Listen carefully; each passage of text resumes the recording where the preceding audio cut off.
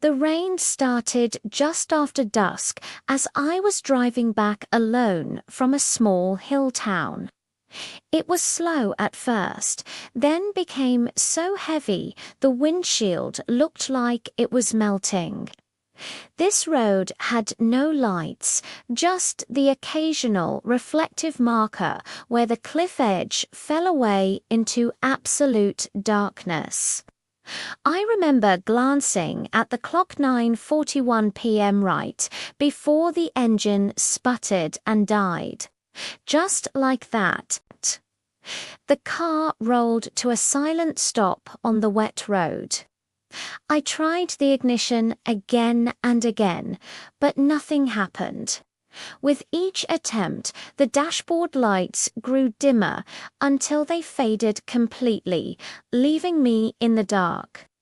I sat there for what felt like an eternity, listening, hoping to see the distant glow of headlights in my mirror, but there was nothing. The silence inside the car was deafening, a strange pressure in my ears. I pulled out my phone to call for help, but of course no signal. 0 bars.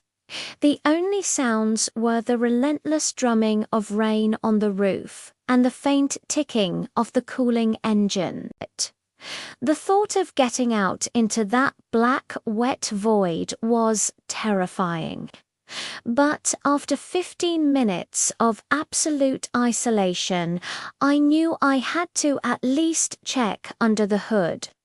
The moment I stepped out, the cold air hit me, and the rain felt like tiny needles on my skin.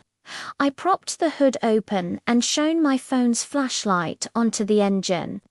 A complex mess of machinery I couldn't begin to understand.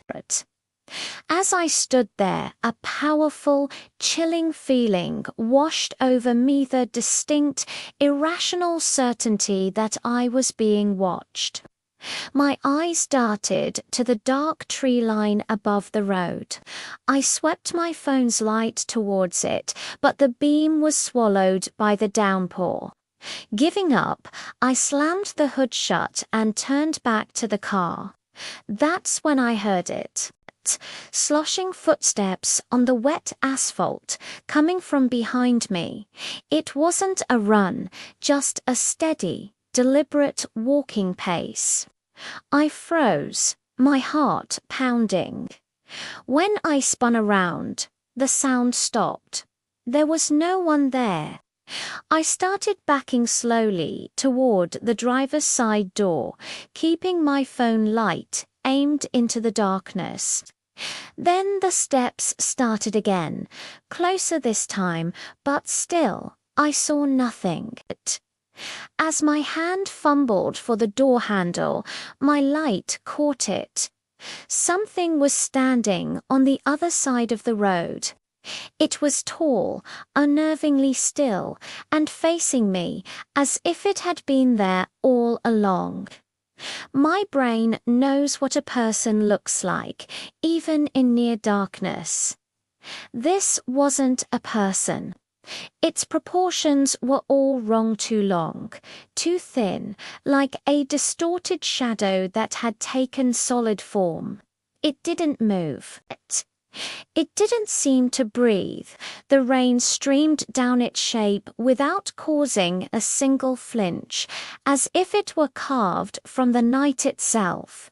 I couldn't even scream. I just scrambled into the car and slammed the lock, my hands completely numb. It didn't disappear.